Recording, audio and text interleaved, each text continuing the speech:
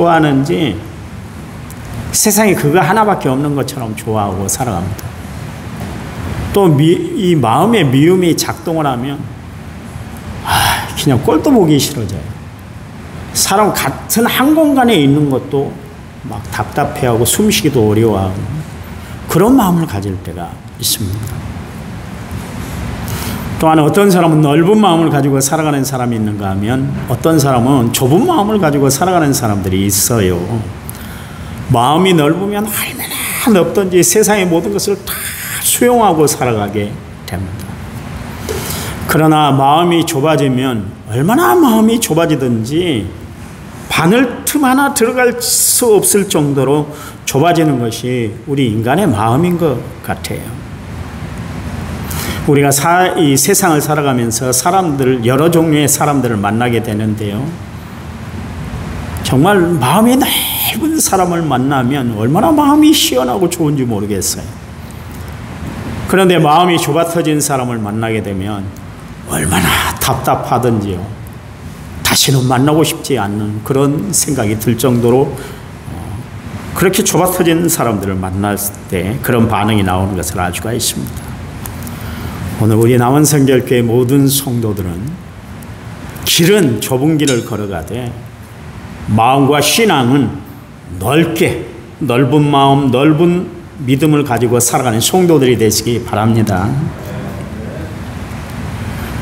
한때 이 마트에서 치킨을 하나 팔았습니다. 그게 통큰 치킨입니다. 이따만이 큰 컵에다가 넘치도록 그렇게 치킨을 넣어주고 시중 가격보다 아주 반 이상 싼 그런 치킨이 판매가 된 적이 있었어요. 그랬더니 치킨 회사가 반발이 났습니다. 그래서 판매를 중지했어요. 요즘 핫 이슈가 되는 치킨이 또 등장했습니다. 그게 뭐냐면 통큰 치킨입니다. 통큰 치킨이나 또 당당 치킨은 다른 거 아니죠. 소비자들에게 인기가 높아요. 왜냐하면 가격 대비해서 제품의 질도 좋고 양도 배나 많게 그렇게 서비스를 해주기 때문에 가성비가 높은 제품이기 때문에 사람들이 선호를 합니다. 근데 세상에 치킨을 파는 그 가맹점들이 있잖아요. 그 가맹점들은 사실 이 가격 대비를 높이 받기 때문에 이윤이 남지를 않는다, 이제 그런 이야기를 많이 하시더라고요. 그 사람들하고 서로가 가격 경쟁이 안 되니까 또 이번에도 역시 마찬가지로 반대를 하고 데모를 했습니다. 그래서 역시 마찬가지로 당당치킨이 출시를 하자마자 기존의 브랜드를 가진 치킨 가맹점들의 반발에 의해서 그만 또 제품이 들어가고 말았습니다. 요즘은 좋은 일도 남의 눈치를 봐가면서 그렇게 해야 하는 그런 세상이 되어버렸어요. 하나님은 우리에게 수시로 이런 말씀을 주셨어요. 무서워하지 말아라. 강하고 담대하라. 두려워하지 말아라. 세상 끝날까지 함께 하신다 그러면서 우리에게 통큰 믿음, 통큰 마음을 가지고 살아가도록 하나님이 역사하시고 계시는 것을 알 수가 있습니다. 시편 기자 아삽이라는 사람이 있는데요. 이 사람이 세상 돌아가는 형편을 바라보니까 불의한 사람들이 판을 치는 그런 세상인 것을 봤어요. 그 사람들을 봤더니 뻗어시 잘 살고 있는 거예요.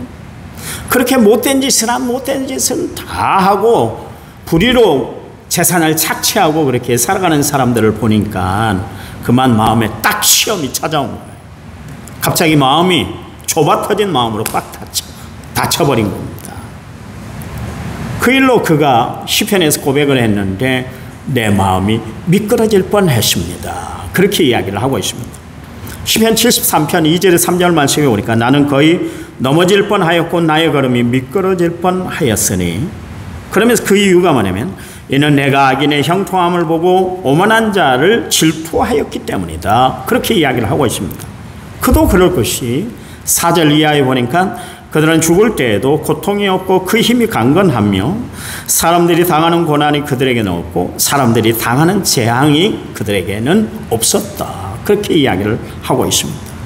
아니, 하나님이 살아계신 하나님이라면, 하나님이 역사하시는 하나님이라면, 불의를 참아 보실 수 없는 하나님이라면 권성징악으로 하나님이 분명히 못된 짓을 하는 사람, 잘못 살아가는 사람들을 하나님이 징벌을 해줘야 될 거 아니겠어요? 그래야 사회의 정의가 바로 서는 것이고, 그렇게 심판해야 하나님이 무섭다는 것을 알고 세상 무서운 줄 알고 살아갈 텐데, 아니 가만히 보니까 그 사람들은 못된 짓은 다 하는데도 오히려 당당하게 살아가는 것을 보고 이 사람이, 이 시편 기자 아삽이 마음의 갈등과 시험이 꽉 찾아오게 되었다, 그런 이야기예요.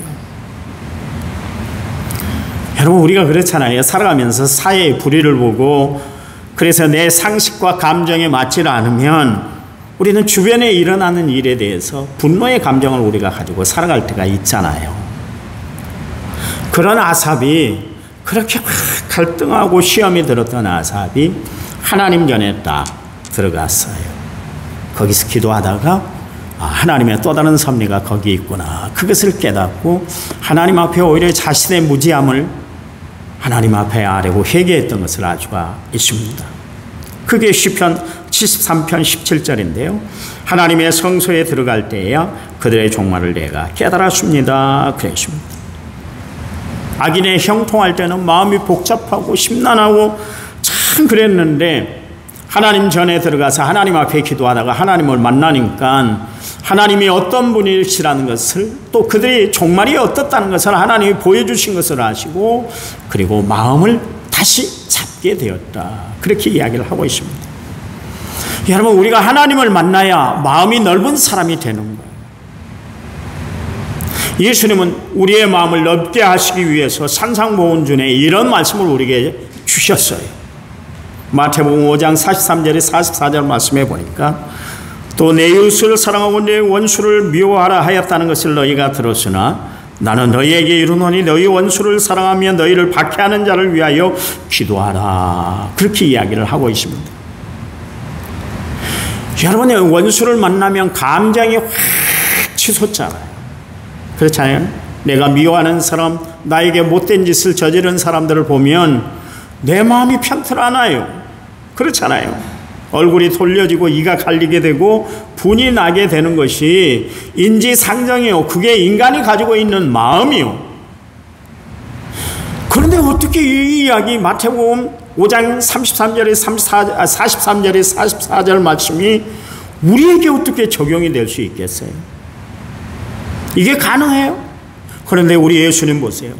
십자가 위에서 자신을 십자가에 못 박은 자들, 그리고 그게 구경거리라고 와서 희덕거리면서 이야기하는 사람, 예수님을 향해 손가락질을 하는 사람들을 향해 예수님이 말씀하시는데, 하나님 저들의 죄를 저들에게 돌리지 말아주세요, 그러시면서 십자가의 모든 고난을 다 받고 마지막 십자가 위에서 운명하셨던 것을 알 수가 있습니다.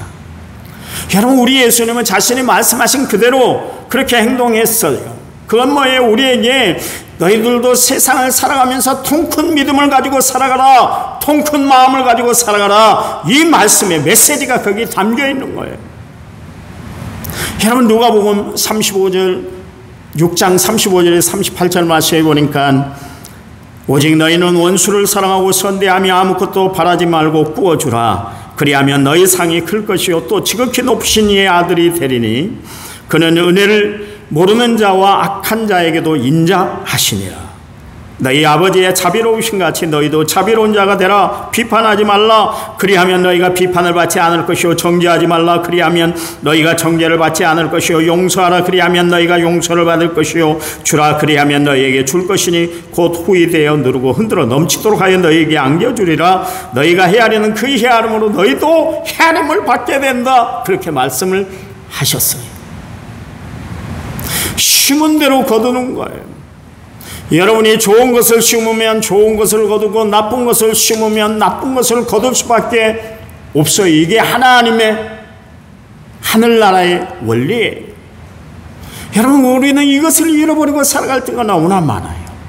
세상 사람들하고 똑같이 미워하는 건 미워하고 싫어하는 건 싫어하고, 여러분 그렇게 살아서는 안 되는 거예요. 예수님이 그렇게 살라고 십자가에 못 박혀 죽으신 것이 아니에요. 우리 주님은 원수를 사랑하고 그에게 선대를 베풀고 선한 마음을 품고 살아갈 것을 우리에게 요청하고 계십니다.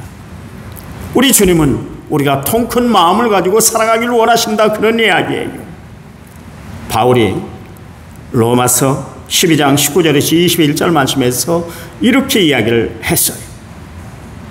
내 사랑하는 자들아, 너희가 친히 원수를 갚지 말고 하나님의 진노하심에 맡기라. 기록되었으되 원수 갚는 것이 내게 있으니 내가 갚으리라. 주께서 말씀하시니라.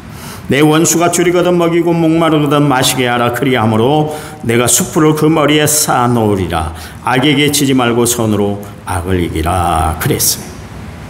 우리가 예수님이라면 당연히 그분은 하나님이기 때문에 그런 행동을 할 수 있겠지, 그렇게 우리가 생각할 수 있어요. 바울은 극히 인간이었습니다. 자기의 감정을 서슴없이 다 표현하고 살았던 사람이 바울인데요, 바울이 오늘 이런 이야기를 했어요.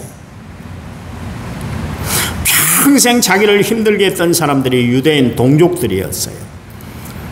이 사람들 중에 40명이 특공대를 만들어 놨는데 바울이 이상한 복음 이단자다 그래서 바울을 죽이지 않으면 잠도 안 자고 밥도 안 먹겠다는 사람들이 40명이 특공대로 그렇게 결성이 됐어요. 바울이 가는 곳마다 복음을 전하지 못하도록 해방을 놓고 바울을 죽이려고 얼마나 길길이 날뛰었는지 몰라요. 그들이 바로 유대인들이었습니다. 그런데도 불구하고 바울은 그들을 위해서 용서의 기도를 드렸어요. 그게 로마서 9장 1절에 3절 말씀에 기록되어 있는데요, 내가 그리스도 안에서 참말을 하고 거짓말을 아니하노라. 나에게 큰 근심이 있는 것과 마음에 그치지 않는 고통이 있는 것을 내 양심이 성령 안에서 나와 더불어 증언하노니 나의 형제 곧 권륙의 친척을 위해서 내 자신의 저주를 받아 그리스도에게서 끊어질지라도 원하는 바다 그랬습니다. 바울이 무슨 이야기를 한 거예요?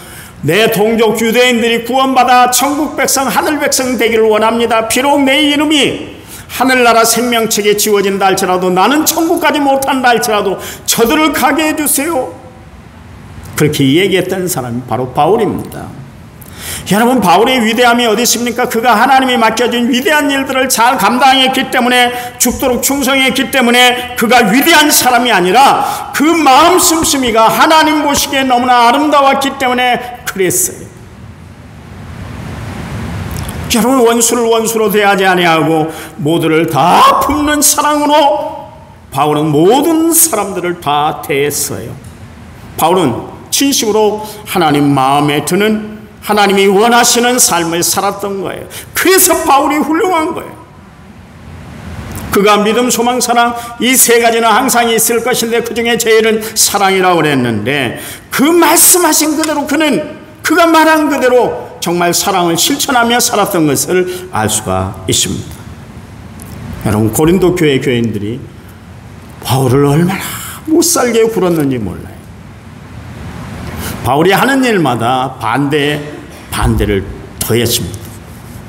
심지어 바울의 외모를 보고 참 인간 정말 멋지게 생겼다 그랬어요. 바울이 너무나 키가 적었습니다. 오척단신이었어요. 그런데다가 말씀드렸잖아요. 대머리에다가 눈은 일자 눈썹이고 코는 매부리 코고 입술은 툭 까졌고, 정말 요즘 이야기하면 인물이 하나도 없는 사람이 얼마나 자기가 스트레스 됐겠어요, 거울을 볼 때마다. 그런데 고린도 교회 교인들이 그것을 보며 업신여기고 손가락질했어요.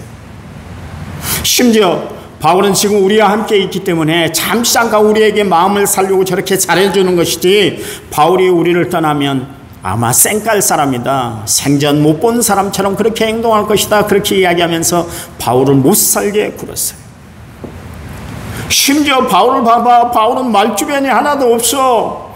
글은 좀 잘 쓰는지 몰라도 말하는 것 봐, 저러면서 목사 일을 하고 복음을 전한다고 그러면서 별소리를 다 했던 사람들이 고린도 교회 교인들이요. 우리 같으면 이 교회만 교회야? 그러면서 당장 고린도 교회를 그냥 기억에서 다 지워버렸을 거예요. 그런데도 불구하고 바울은 고린도 교회 교인들을 향해서 말합니다. 내 사랑하는 형제들아. 이 말이 가능해요?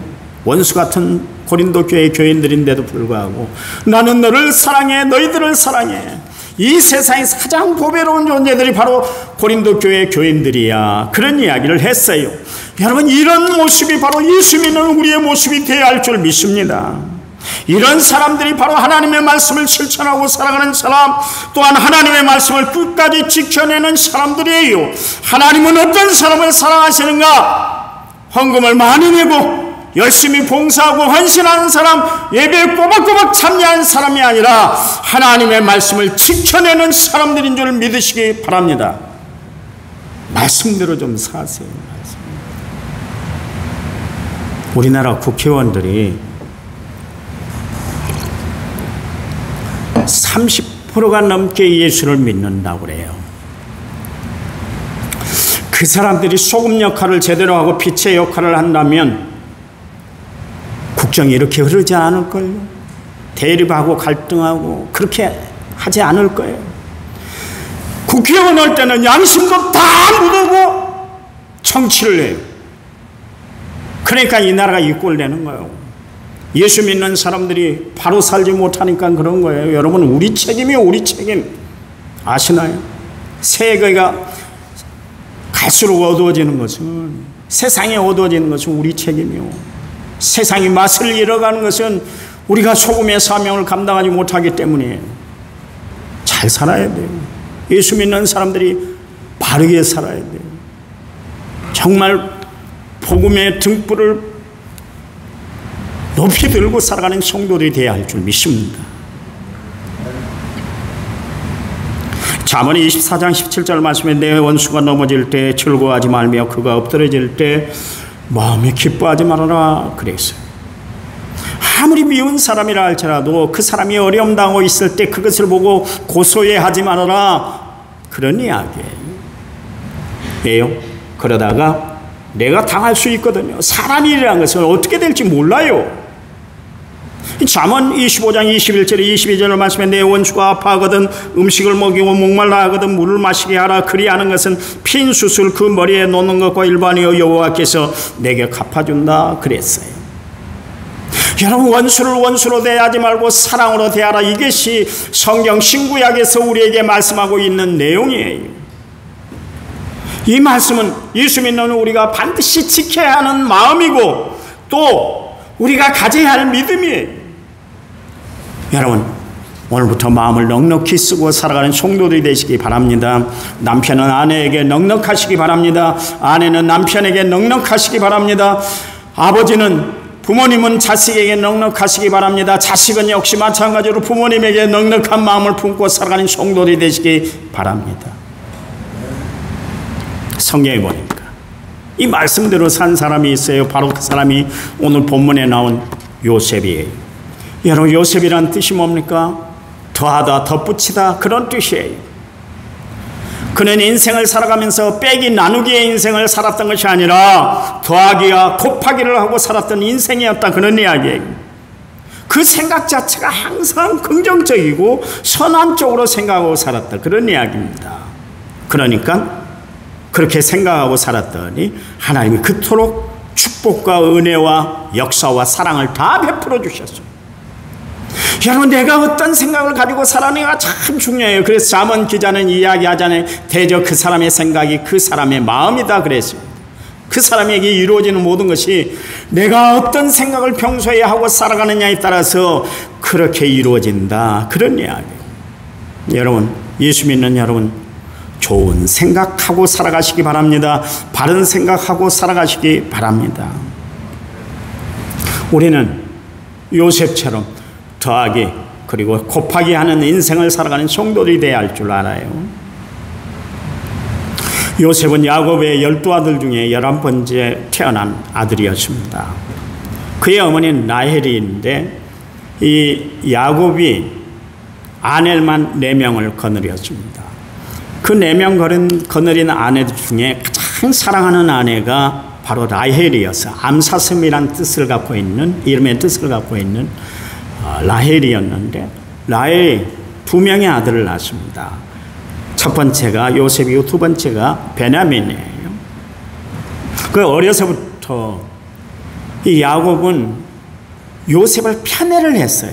특별히 12 아들 중에 그 아들만 더 많이 사랑을 했었어요.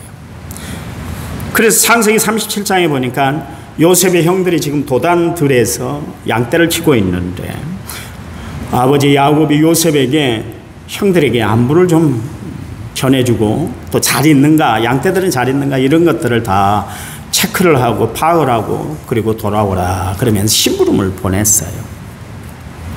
그런데 이 요셉이 도단들에 딱 들어서니까 형들이 금방 알아챈 거예요. 왜냐하면 그는 그 당시에 사람들이 입지 않았던 채색 옷, 그러니까 비단 옷을 입고 있었어요.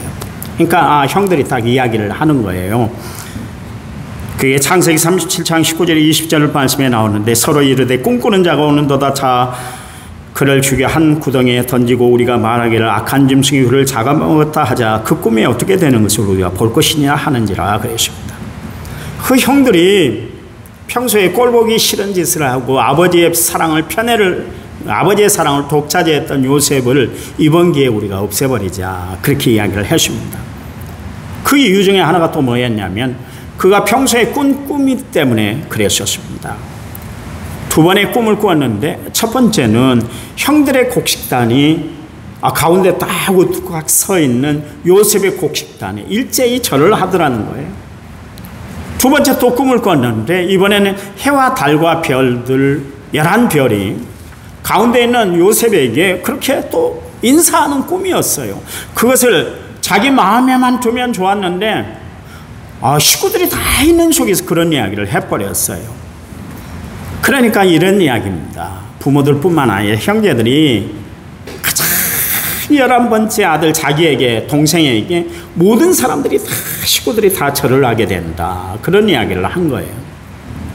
그러니까 형들이 생각을 하는 거예요. 그날부터 요셉을 보는 눈이 그렇지 않아도 미운 털이었는데 더 그랬어요. 그러니까 철이 없는 녀석이다, 버릇이 없는 녀석이다 그렇게 치부를 했던 것이죠. 그래서 언젠간 저 콧대를 한번 딱 꺾어놔야 되겠다 그렇게 마음을 먹고 있었단 말이에요. 근데 마침 요셉이 혼자의 몸으로 형들이 있는 도단들에게 그렇게 찾아온 거예요. 그러니까 기회다. 형제들이 그렇게 이야기를 했어요. 이번 기회에 저의 콧대를 완전히 꺾어놓자 그랬습니다. 처음에는 웅덩이에 던져 넣었었어요. 그리고 나서 안 되겠다 싶으니까 유다의 중재로 인해서 어떻게 했습니까? 마침 지나가는 미디안 상인들에게 은 20냥에 그냥 팔아먹고 말았습니다. 그래서 애굽의 시위대장인 보디발의 집에 그렇게 노예로 그가 팔려가게 되었습니다. 한참 부모님의 사랑을 받고 형제들의 관심을 받고 살아야 할 그 나이에 부모님과 생이별을 해서 원통하고 분통한 세월을 보내야만 했던 거예요. 앞으로 살아갈 일을 생각하니까 아마 앞이 캄캄했을 거예요. 내가 어떻게 살아야 할까? 그동안 아버지의 사랑만 받고 살아왔는데 남의 집 밑에 들어가서 종생활을 한다는 것이 쉽지 않았을 거예요. 그런데 겹친 격으로 그 집 안주인이 요셉에게 유혹을 해왔어요. 그런데 그것을 뿌리치다가 결국 어떻게 됐습니까? 성폭행 가해자로 결국 감옥에 갇히게 되셨습니다. 그런데 보세요. 요셉은 인생의 위기가 찾아왔음에도 불구하고 남을 원망하거나 세상 타령을 하지 않았다 그런 이야기예요. 그 위대한 신앙 인격을 우리는 엿볼 수가 있습니다. 여러분 사람의 인생에는 예기치 못한 일들이 분명히 벌어지게 되는 거예요. 요셉이 17살 나이에 노예로 팔려가서 그가 30세에 애굽 그러니까 이집트 나라의 총리 대신이 될 것 어떻게 알았겠어요? 만약 그렇게 요셉이 출세할 걸 알았다면 형들이 그렇게 해코지했을까요? 요셉이 총리가 될 것을 알았다면 형들이 그렇게 미디안 상인들에게 팔아먹었을까요? 그렇지 않았을 거예요. 아마 그것을 알았다면 어려서부터 요셉에게 지극정성을 다했을 겁니다. 그런데 어느 누구도 예상하지 못한 일이 요셉의 생애에 나타난 거예요.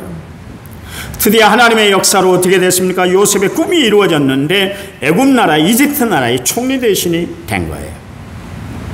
결국 애굽의 총리가 된 요셉을 형들이 이제 대면하게 됐습니다. 얼마나 당황스러웠겠어요. 그 순간 그들의 동생에게 저질렀던 죄들이 생각이 났던 것입니다. 여러분, 우리가 요셉의 사건을 통해서 깨닫게 되는 것이 뭐냐면, 우리는 누구를 만나든지 간에, 어떤 사람을 만나든지 간에 정말 사랑으로 그를 대하고 인격적으로 대하는 삶을 살아가야 돼요. 성경이, 예수님이 우리에게 뭐라고 말씀하고 있습니까? 나보다 남을 낮게 여겨라. 어린아이까지 낮게 여겨라. 높여주라, 그런 이야기. 존귀하게 대하라, 그런 이야기. 왜요? 하나님의 피조물이기 때문에 그렇습니다. 사람이라는 것은 장래에 어떤 일이 이루어질지 아무도 모르는 거예요. 창세기 45장 40절 말씀에 요셉의 형들에게 이르되 내게로 가까이 오소서. 그들이 가까이 가니 이르되 나는 당신들의 아우 요셉이니 당신들이 애굽의 판자다 그랬습니다.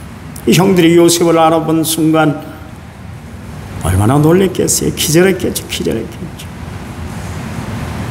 자기 앞에 서 있는 사람이 애굽 나라, 이집트 나라의 서열 두 번째 총리인 요셉이 딱 서 있을 거라고는 전혀 생각을 하지 못한 거예요.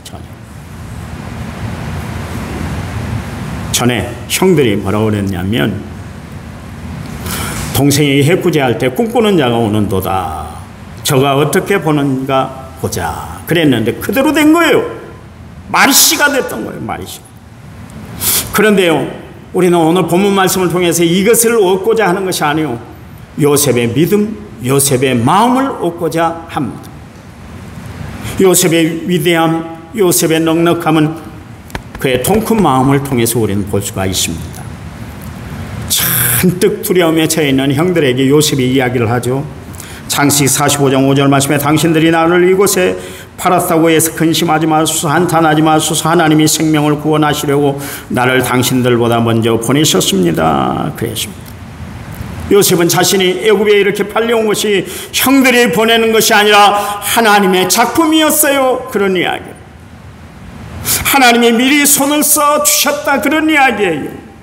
이스라엘 자손들을 보호해 주시기 위해서 하나님이 미리 자신을 애굽에 보내주셨다, 그런 이야기를 했어요. 그래서 자신이 애굽에 그렇게 종으로 팔려갔다, 그렇게 이야기를 하고 있습니다. 여러분, 요셉은 애굽에 자신이 팔려갈 때도 전혀 형들을 향해서 원망하들 않았어요. 고난과 시련이 자기에게 닥친다 할지라도 그는 불평하지 않았어요. 하나님이 그 모습을 보신 거예요. 여러분, 하나님은 오늘 여러분이 교회 안에 있는 모습을 보시는 것이 아니요, 여러분이 세상에서 어떻게 살아가고 있는가, 가정생활은 어떻게 하고 있는가, 여러분의 개인 생활은 어떻게 하고 있는가, 그것을 일일이 다 살펴보고 계시는 하나님이세요. 교회 나올 때 천사 아닌 사람이 어디 있어요? 다 천사예요. 다 잘해요. 항상 웃는 얼굴이고 말도 다정하게 하고 그러는데 집에만 가면 폭군으로 변하는 사람들이 있어요. 아니요. 제가 이야기했잖아요. 박종순 목사님이란 분이 충신교회 원로 목사님인데, 그분이 방송으로 성도들을 상담을 했어요. 수십 년 전, 한 40-50년 될 거예요. 제가 그때 들었는데, 교회만 오면 천사돼요, 자기 남편이. 그래서 안수집사에서 찬양대 주의도 하고 구역장도 하고 주일학교 부장도 하고, 교회에 덥대요, 교회에서. 집에만 들어가면, 집에 딱 들어가는 순간 폭군으로 변하는데, 교회에서, 사회에서 생활하면 스트레스 쌓인 것을 다 푼다는 거예요. 그래서 내 목사님한테 이야기하면 남편을 모해하는 것 같이 목사님이 여기서 나를 이상한 사람으로 볼까봐 너무너무 답답해서 극동방송 박종순 목사님이 상담하는 그 프로그램에 전화를 해서 이런 때 어떻게 해야 돼요? 그랬어요. 얼마나 답답하면 그랬겠어요. 성도의 이중성이에요. 이중성. 예수 믿는 사람들은 이중성이 돼서는 안 돼요. 한 마음을 가지고 살아야 돼요. 왜요? 하나님은 우리의 중심까지 살피시는 분이에요. 우리의 겉모습만 보시는 분이 아니라 우리의 중심까지 살피시는 분이 하나님이시기 때문에 그렇습니다.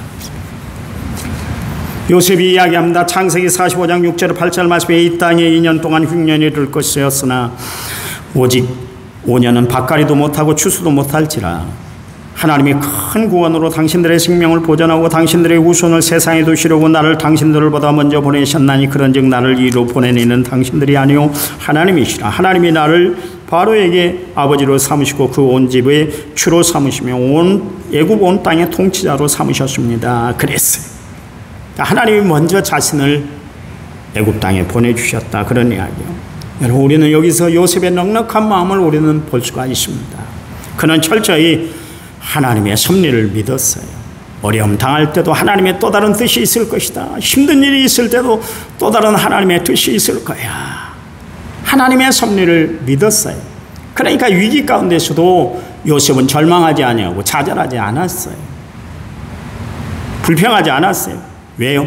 하나님이 함께 하실 줄 믿었기 때문에 그렇습니다. 바울은 이것을 로마서 8장 28절 말씀에 하나님을 사랑하는 자고 그 뜻대로 부르심을 입은 자들에게는 모든 것이 합력하여 선을 이룬다 그렇게 표현하고 있잖아요. 문제는 창세기 37장에서 40년이 흘러서 요셉의 나이도 57세가 되었습니다. 그게 바로 창세기 50장인데요.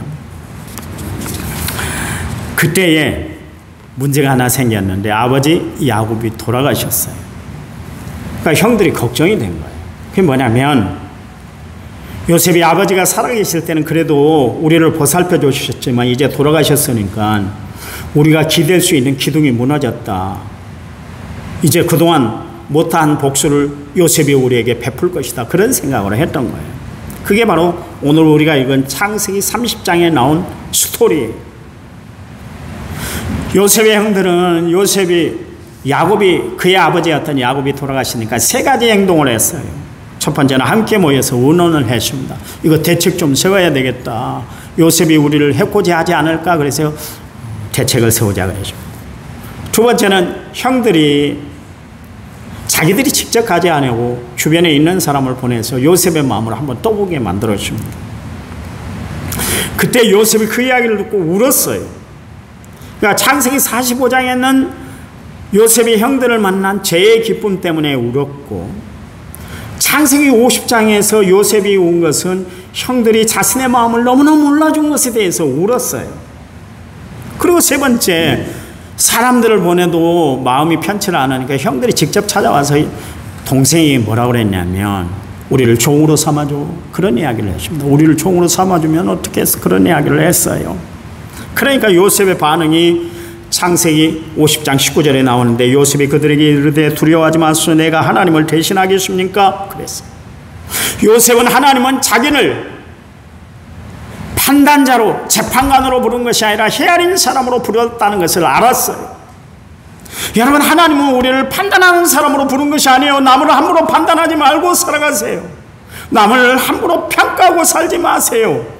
늘 궁일한 마음을 가지고 이해하며 살아가는 성도들이 되시기를 간절한 마음으로 부탁을 드립니다.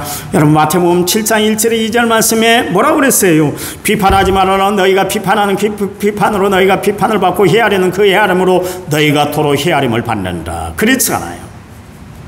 여러분, 하나님은 우리를 비판자로 세운 것이 아니라 우리를 헤아리는 사람으로 부른 줄 믿으시기 바랍니다. 그래서 요셉이 20절 창세기 5장 20절에서 이런 이야기를 하죠. 당신들은 나를 헤아려 하였으나 하나님은 그것을 손으로 바꾸서 오늘과 같이 많은 백성의 생명을 구원하려 하시려 하셨나이다. 그렇게 이야기를 하고 있습니다. 하나님은 어떤 사람에게 역사하시고 함께 하실까요? 통 큰 마음을 가지고 살아가는 사람, 넓은 마음을 가지고 살아가는 사람이요. 여러분, 그 하나님, 넓은 마음을 가지고 살아갈 때 하나님이 어떻게 해요? 악을 선으로 바꿔주신 줄 믿으시기 바랍니다. 고통 중에도 함께 해주셔서 큰 일을 이루게 하시는 분이 하나님이신데 어떤 사람들에게 그렇게 역사하시는가? 통큰 마음, 통큰 믿음을 가지고 살아가는 사람들이에요. 여러분, 좁아 터진 마음에는 하나님의 은혜와 하나님의 축복이 함께할 수가, 임할 수가 없는 거예요. 간용도 이해도 사랑도 자리할 수 없는 거예요.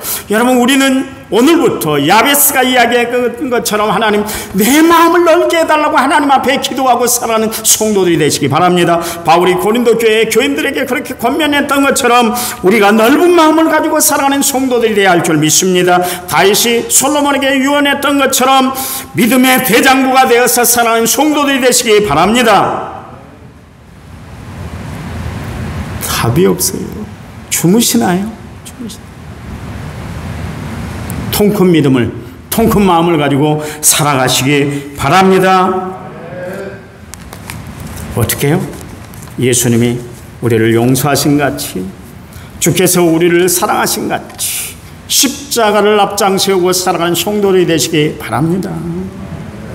그래요. 오늘부터 우리가 가져야 할 마음은 예수님이 가지셨던 넓은 마음, 우리가 소유해야 할 믿음은 요셉이 가졌던 그 통큰 믿음을 가지고 살아가는 성도들이 되셔서 하나님의 큰 축복을 받고 믿음 안에서 승리하며 살아가는 성도들이 되시기 바랍니다.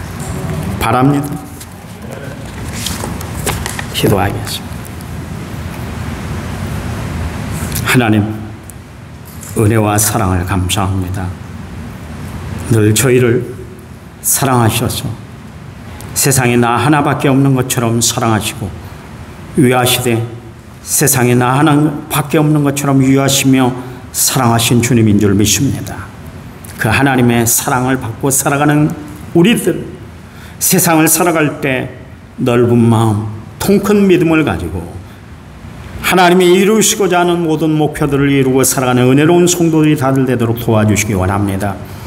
세상 살아가기가 너무나 힘들고 어렵다고 이야기합니다. 불안하다고 이야기합니다. 그러나 하나님이 주신 큰 믿음, 통큰 믿음을 가지고 살아가면 세상을 이겨낼 줄 믿습니다. 어떤 사람이 나를 괴롭히고 힘들게 한다 할지라도 내가 통큰 마음을 가지고 살아가면 모든 것을 다 받아들이고 수용하고 이해하며 살아가게 될 줄 믿습니다. 우리가 오늘도 내일도 예수님이 십자가에서 보여주셨던 그 정신을 가지고 세상을 승리하며 살아가는 저희를 되도록 축복해 주시옵소서.